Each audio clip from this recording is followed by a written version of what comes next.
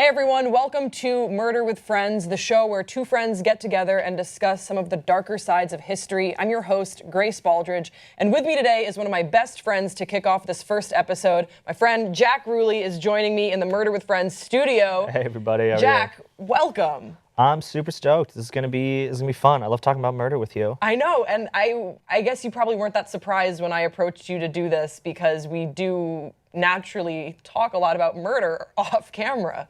Most of the time. Yeah. Most of the time we're talking about murder. It's cool. It's the late 60s, early 70s.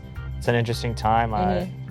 We get to talk a lot about the music at the era. Manson is that's so intertwined with Manson's story. It's gonna be fun. Yeah. And so you and I, how do we know each other as far as like establishing our friendship here? I've known you for like 2 years, 3 years? At least I would say like probably 3 years. 3 years? How did we meet? We met at a New Year's Eve party when I just moved to LA. Right? Yeah, I just moved to LA. Your hair was short. Very short. I had the hipster slick back shaved sides. Yeah. Just moved to Silver Lake. I don't remember how we like became very good friends though, because it definitely is a little bit of an unlikely friendship. I know, I've got a magnetism. That's why I like Charles Manson so much. Oh no, I like talked to you. I was like, I'm offended by a lot of what he's saying. I should hang out with him more.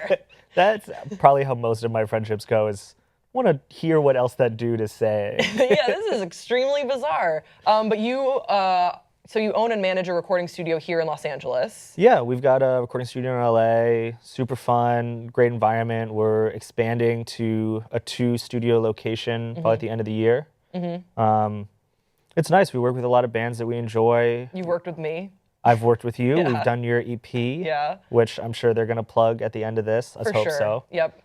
But yeah, we've done some bigger acts. We do some smaller acts. We like staying busy. I like what I do. It's fun. Yeah, and so you were kind of when I was thinking, I knew I wanted to have Jack on the show. I knew I wanted to do a show talking about murder with my friends. And kind of the first individual that I thought of when you want to do a first episode was Charles Manson, because it just works so perfectly with who you are and what I want this show to become, which is, you know, he is a figure that is incredibly dark, but also absolutely influenced history in a really sad and sadistic way. But also, he had this musical influence that I wanted to talk about with you. I mean, he's the killer we talk the most about of any serial killer ever. Yeah, he almost, the name Manson, you know, seems to have embodied evil. Yeah. And so that's something I wanted to dive in. So let's just start off by running down a little bit about what we talk about when we talk about Charles Manson. And I'm just gonna catch everyone up if you're not familiar with what he was convicted of and what the Manson family was. So basically, Charles Manson led what became known as the Manson family. It was a quasi-commune sort of cult in the California desert in the late 1960s. Manson and his followers committed a series of 9 murders at 4 different locations over a period of 5 weeks, although mainly this occurred over 2 days, the summer of 1969. He was found guilty in 1971 of conspiracy to commit the murders of 7 people, one of whom was actress Sharon Tate, and we're going to get into that a little bit later. And then, of course, there was the LaBianca murder of Leno and Rosemary LaBianca.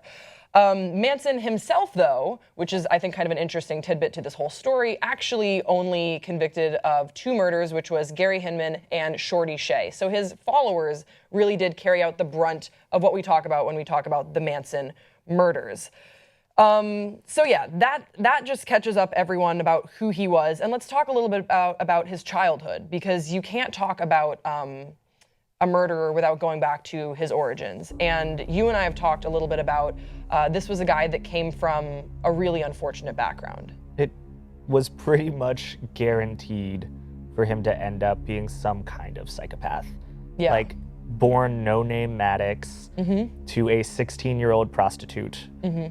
And then named after just one of the dudes that she was like shacking up with at the time, sold for a pitcher of beer. Like, if he had turned out to be a reasonable member of society, that would have been way crazier than to end up like a serial murder cult leader. Yeah. And it is kind of interesting when you look at his childhood that there were efforts made on his end to try and rectify his situation. And a lot of times in interviews, we see him give his mother the benefit of the doubt a little bit, but you're right, he was very much doomed to fail. I'm going to throw up a picture right now of Charles Manson as a boy, this clean, fresh-faced young man right there. He's a cutie. And I like looking at pictures of Charles Manson as a kid because it's like, it sounds like it's like the background of your phone. yeah, whenever I'm sad at night, I just flip through some Manson pictures. Just because I think you just see all this hope in his face. But you're right, he was doomed. He was sold for a pitcher of beer, and then he was in and out of different child care facilities and also the prison system. He entered real hot and quick. Here's something. Before the age of 13, he had already committed multiple armed robberies. Manson used his time on Earth so effectively. He was like so effectively. The age of 13. Someone just went like, seized the day, and he went, got it. Like, good to go. That's all the advice I need for forever. Literally got it. Yeah, like let me get that now. Yeah. Another thing that I think is interesting about him is we're going to talk a little bit about his brilliance and the sort of research that he went into, how he could manipulate individuals. He had an IQ of 109. But he was basically illiterate because he never stayed in school for long enough. He was always being moved around. That to me is mind-blowing.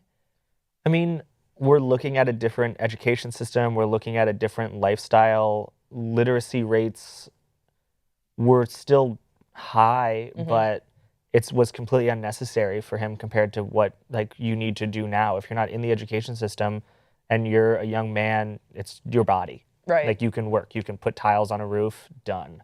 Like you don't need to text, you don't need to read contracts. You're working under the table. Yeah, yeah.